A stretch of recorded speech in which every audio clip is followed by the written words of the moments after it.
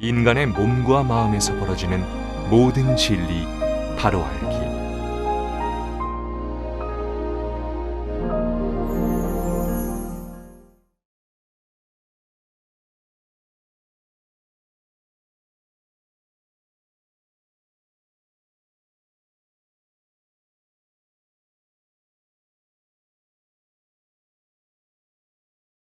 이 법문이라는 말을 좋게 소화시키는 사람이 있고, 법문 그러면 거부 반응을 일으키는 사람이 있어요.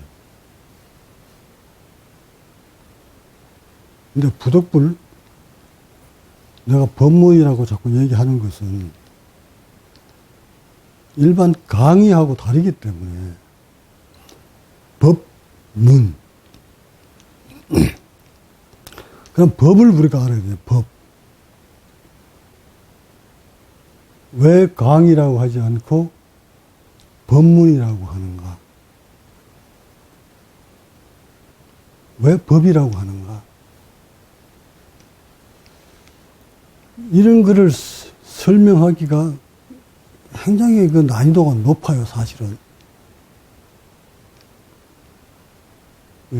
기독교 쪽에 있는 사람들은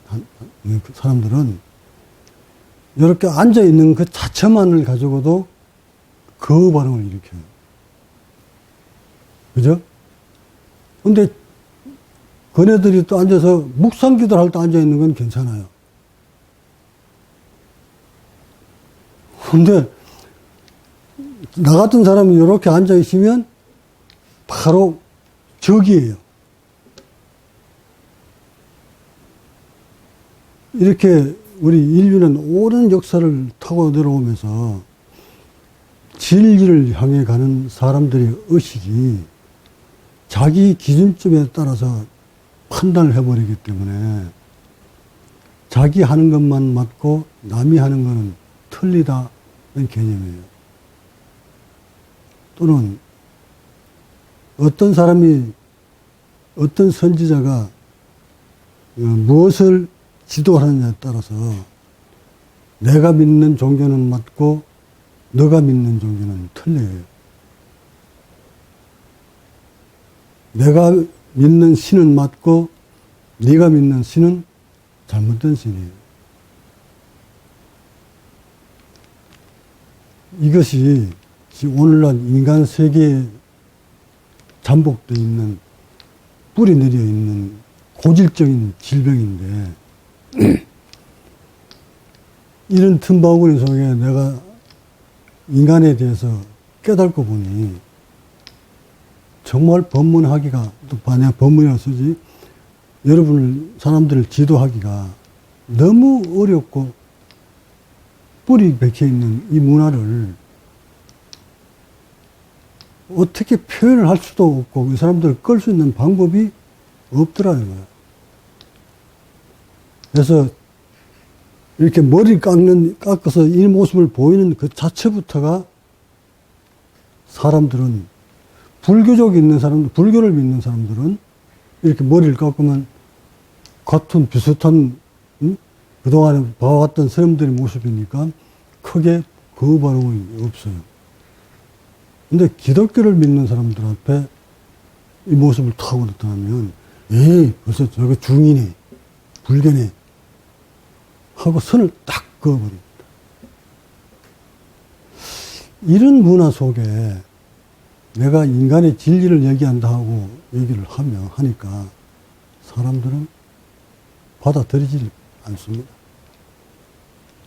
여기에다가 불교인들 또한 법문 잘 나가다가도 자기들이 그동안 배워왔던 고정관념화되어 있는 경전 얘기에서 벗어난 얘기를 하면 쌀비 아니야?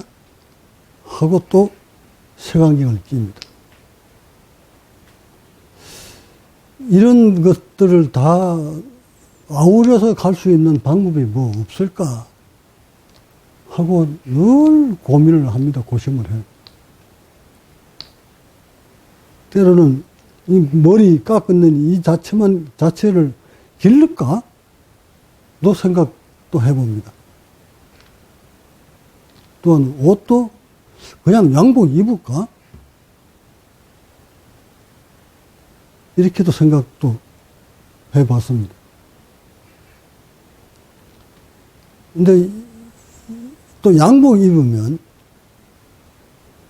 수행자가 아닌 모습으로 또 비춰지기 때문에 사람들은 진리를 설하는 사람하고는 거리가 있다가 또 판단을 합니다. 그러니 옷을 이것을 입든 양복을 입든 뭐 성복을 입든 거기에 호응하는 사람도 있지만 반드시 부정적인 시각으로 바라보는 사람도 있다는 거예요. 그래서 늘 인간 세계는 부정과 긍정이 동시에 따라 붙는다는 거예요. 자기하고 맞으면 긍정이고 자기하고 안 맞으면 부정이에요. 자, 이런 세상 속에 내가 인간의 몸을 깨닫고 보니 이걸 바로 잡아야 될 것들이 한둘이 아니에요.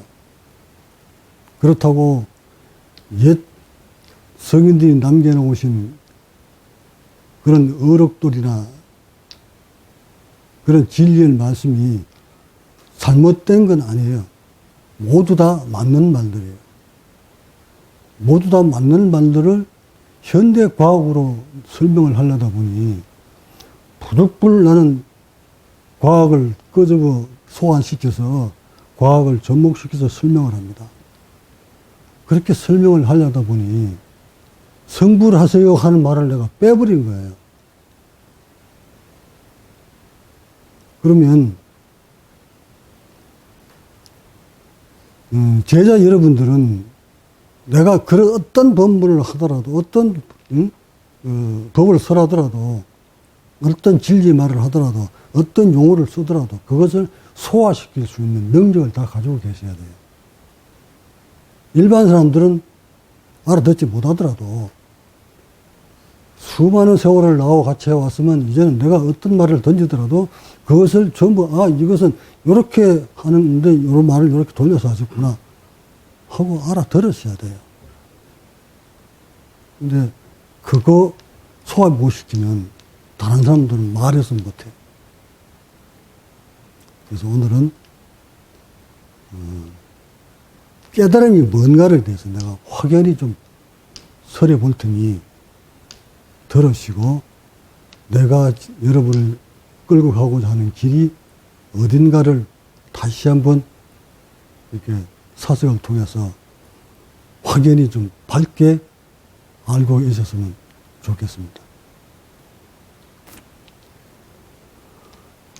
옛 선사들은 제자들이 깨달음이 뭡니까? 깨달음이 뭡니까? 하고 물으면 몽둥이로 때렸던 사람도 있고 한마디로 야, 걔 똥막대기야 한 사람도 있었고 야, 저 뜰 앞에 잣나무야 임마 하는 사람도 있었고 야, 삼세건이야 하는 사람도 있었고 야, 네가 깨달아봐 가르쳐줄게 하는 사람도 있었다는 거야. 그러니까 말로서는 깨달음을 설명할 수 없다는 것을 의미하는 거예요. 이게 이론으로서는 아무리 설명해 줘봐도 너는 그 깨달음을 느낄 수가 없다는 영역이야, 그 영역이. 그러니까 묻지 마라. 말로서는 설명이 안 되는 거다. 그러니까 차라리 네가 깨닫고 난다면 알게 된다. 묻지 마라. 하고 이렇게 답을 탁탁 던져준 것이, 이건 답은 아니지. 툭 던져준 것을 1700공안이라고 합니다. 그게. 1700까지가 된다는 거예요. 그렇게 말을 던져준 것이. 얼마나 깨달음에 대한 정확한 것을 심어주지 못했다는 것을 의미하는. 그러니까 1700까지의 말을 이용해서 상대방을 알게 하려고 던진 것이 아니라 답이 없다는 거예요, 그게. 깨달음에 대한 정의가 딱 던져주면, 그거예요. 이렇게 해서 깨달음을 옮겨가게 만들 수 있는 방법이 없다는 거예요. 그러니까 그 말들을 들고 앉아가지고 지금 왜 그 말을 했지? 이러고 또 그걸 가지고 수용을 합니다. 그걸 뭐라? 화두예요. 얼마나 또 이게 봐라 지금 답할 수 없는 답을 가지고 붙들고 앉아 그걸 또 답을 찾으려고 하는 게 지금 오늘날 수행 문화거든. 그래서 깨달음을 말로서 표현하기가 불가능한 거다 하고 정의를 내가 내려주고, 그 다음 부처는 뭐냐? 그럼 깨달음인 자를 부처라고 하는데 깨달은 자를 부처라고 해? 그렇다면 조금 전에 내가 깨달음은 설명될 수 없는 거다고 얘기했잖아. 그럼 이거로 깨달은 자가 부처라고 했으니까 부처도 또한 설명하기 못하는 거야.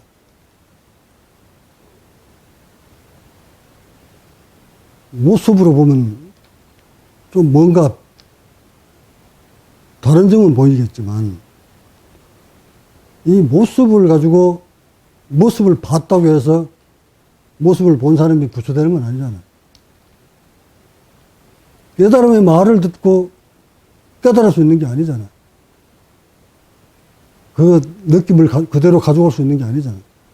이게 부처를 바라보고 부처가 되는 게 아니잖아요. 그러니까 보세요. 부처나 깨달음이나 다 설명으로 불가능하다. 이해가셨지? 그럼 법은 뭐냐? 불법은 도대체 무엇이냐? 불은 부처부자예요.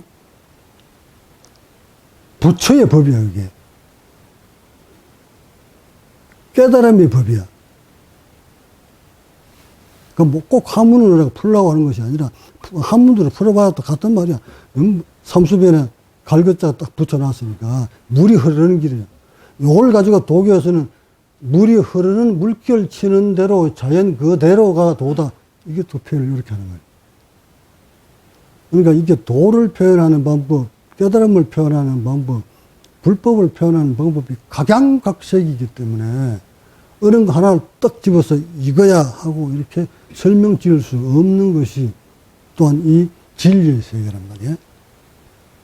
그래서 내가 가급적 인류에도 되고 불법이니 깨달음이니 부처니 이런 말을 가급적 안 쓰고 새로운 용어를 써서 여러분을 지도록 하려다 보니 부득불 처음 법회 들어가면서 인사할 때 나의 평화가 여러분들과 함께 하고 내가 인사를 합니다. 여러분은 또한 인류와 함께 이렇게 인사를 내가 합니다. 그럼 다른 말로 이제부터 바꿀까요? 성불하세요 이러면 여러분들은 인류도 성불하세요 이렇게 인사하면 똑같은 말이겠지. 부처 되세요 하는 말이나 평화로워서 하는 말이나 놓고 보면 같은 맥락이에요. 단지 사람들은 부처 되세요 그러면 그걸 또 그 반응을 일으키는 세력들이 있잖아요. 누굽니까? 어느 쪽에 있는 사람들이 부처 되세요 하면 싫어합니까? 그 하나님 믿는 사람들도 싫어하잖아요.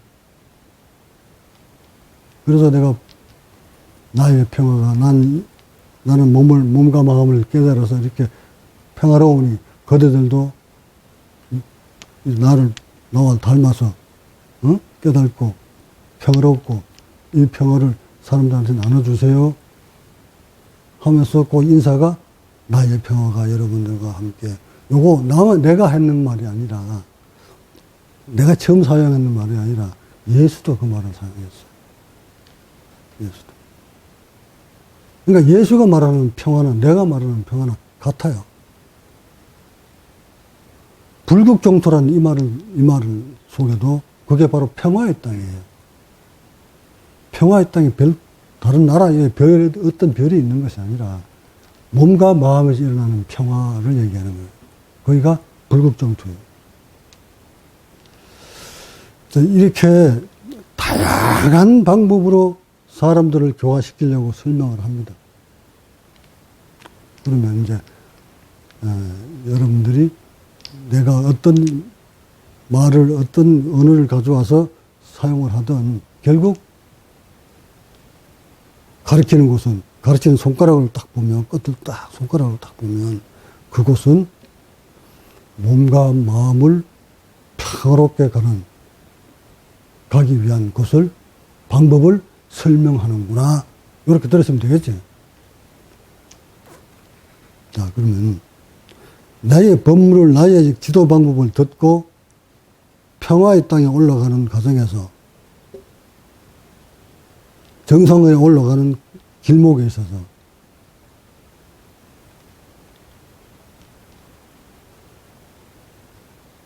자, 내가 설명을 이 불국 정토 또는 피안의 땅, 에덴 동산 어떤 우리가 가고자 하는 목적지 거기에 이제 산에 올라가기 위해서 정상에 올라가기 위해서 각기 다른 방법, 개념을 가지고 올라간다고 봅시다. 누구는, 어떤 사람은 하늘나라에 간다는 생각을 가지고 하늘나라에 가는 배를, 우주선을 타고 정상에 올라가고, 또는 불교 쪽에는, 불국 정토 가는 배를 타고, 그 정상에 올라가려고 하고, 알라신을 믿는 사람은 알라신이라는 배를 타고 그 목적지에 가려고 하고, 또 기독교 쪽에는 하느님한테 가는 배를 타고 정상에 올라간다고 봅시다. 또는 평화의 땅으로 가는 사람은 그 평화의 땅, 평화라고 써 있는 배를 타고 그곳으로 간다고 봅시다. 근데 이 정상에 올라섰을 때는 느낌은 한결같이 똑같은데 각각 자기가 타고 온 곳이 곳만 맞고 남이 타고 올라온 정상은 아니다 할 수 있나? 한 곳에 올라와서 바라보면 느끼면 그곳에서 보이는 것과 느끼는 것은 똑같은데 타고 오는 배가 다르다고 해서 네가 타고 오는 것은 틀리고 내가 타고 오는 것은 맞다 주장할 수 있나? 그게 진리가.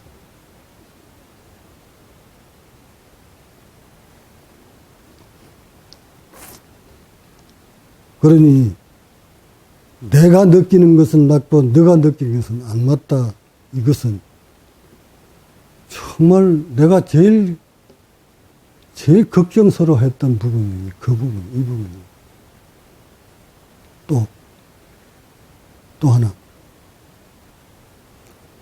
도반들 사이에는, 또는 사람들 사이에는, 수행자들 사이에는 서로 자신이 느끼는 소위 말하는 법력이라고 합시다. 도력, 법력, 깨달음의 영역, 이거 소위 말하는 기싸움이라는 거예요. 이걸 불교 쪽에서는 법력이라고 합니다. 도교 쪽에서는 도력이라고 하고, 그 힘을 보이지 않지만 밑바닥에서 견줍니다. 네 법이, 네가 법력이 높니, 내가 법력이 높니, 서로 보이지 않는 파장을 일으키면서 견주습니다. 그리고는 서로 너보다 내가 높다는 것을 은연중에 드러내려고 합니다. 이게 인간 밑바닥에 깔려있는 의식이에요. 자, 그러면 한 사람은 도교 쪽으로 공부하는 사람이 도력이라고 얘기하고, 한 사람은 불교 쪽으로 말하면 법력이라고 얘기합니다. 쓰는 용어는 다릅니다. 쓰는 용어는 다른데 내용은 같은 건데도 자기들이 쓰는 용어가 맞다고 하는 거야. 도교 쪽에서 난 도력이라고 하고 불교는 법력이라고 하는데, 자, 그러니까 도력이라는 배를 타고 한쪽에서는 법력이라는 배를 타고 정상에 올라간다. 100층을 올라간다고 봅니다. 100개의 층을 올라가는 과정에서 똑같은 계단을 밟고 올라가는 거예요. 법력이라는 선을 타고 올라가고 도력이라는 선을 타고 똑같이 계단을 밟고 올라갑니다. 올라가는데 100개 층에 10개 층마다, 즉 10층마다 모양을 하나씩 그려놨어. 뭘 느낄 수 있도록, 볼 수 있도록. 똑같은 계단을 올라가고 있는 중이니까 도교 쪽 공부를 하는 사람이나 불교 쪽 공부를 하는 사람이나 평화를 하게 가는 사람이나 똑같이 100개 층을, 정상을, 옥상을 향해서 올라간다고 보자고. 근데 매 층마다 뭔가 눈에 기억할 수밖에 없고 느낄 수밖에 없도록 다 만들어 놓았다. 그래서 마지막 옥상에 딱 올라갔는데, 옥상에 올라가서 돌을 짊어지고 올라온 사람이나 불교를 향해 올라오는 사람이나 평화를 향해 올라오는 사람이나 같은 계단은 같은 코스로 올라왔다면 느낌은 어떨까요? 눈으로 본 건 어땠을까요? 보고 느낀 건 어땠을까? 똑같은 길을 올라왔으니까. 예? 똑같겠지? 그런데도 인간들은 자기가 보고 자기가 느낀 것만 맞는 거야. 상대가 나는 도라는 배를 타고 왔으니까 맞고 너는 불법이라는 배를 타고 왔기 때문에 안 맞다는 논리인 거야. 똑같은 계단을 올라왔으면서.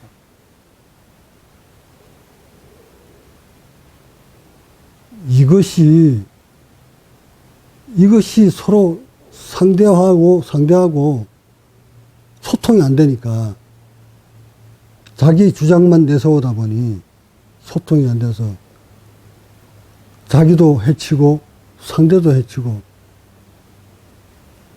이 스승은 이걸 보고 안달을 해요. 안타까워서. 어떻게 같은 길을 올라오는데 왜 그렇게들 의견이 소통되지 않고 합일체가 안 되고 각각 다른 의식이 일어날까? 다른 걸 봤다고 얘기할까? 그래서 내가 본 것만 맞고 너가 본 건 안 맞다고 왜 그럴까? 야, 이거 내가 큰일 나겠구나. 내가 뭘 지금 잘못 가르치고 있나? 그래서 내가 후닥닥 그랬던 거야. 정말 큰일 날 일이구나. 내가 가르치는 제자들이, 내 가르침을 받는 제자들 사이에도 이렇게 각각 다른 시각으로 바라보고 있는 이거 내가 이래놓고 어떻게 법을 가르칠 수 있단 말이냐. 그 만인들한테. 안 그래도 지금 나의 깨달음을 전하는 이 과정에 있어서 세상 사람들이 못 알아보잖아요. 세상 사람들이 나를 아니라고 하잖아요. 세상 사람들이 나를 사이비라고 하잖아. 나를 못 깨친 자라고 하잖아. 전혀 법을 모르는 사람이라고 이렇게 손가락질 하잖아. 그 손가락이 두려운 것이 아니라 그렇게 법이 스며 들어가지 않고 있잖아. 근데 이 와중에도 나를 도와주고 내가 힘이 되는 거, 나한테 힘이 되는 것이 누구냐면 과학자들이에요. 이 과학자들이 내 말을 알아들어요, 지금. 과학자들 중에서도 최고의 엘리트들이 나의 나의 법문을, 나의 깨달음을 인정을 하고 믿어주고 따라옵니다. 여러분보다 더.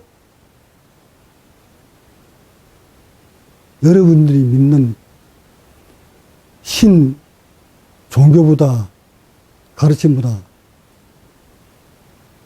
나는 과학자들이 나를 믿고, 응? 따라주고 해주는 것이 나한테는 큰 위안이 되고 힘이 됩니다.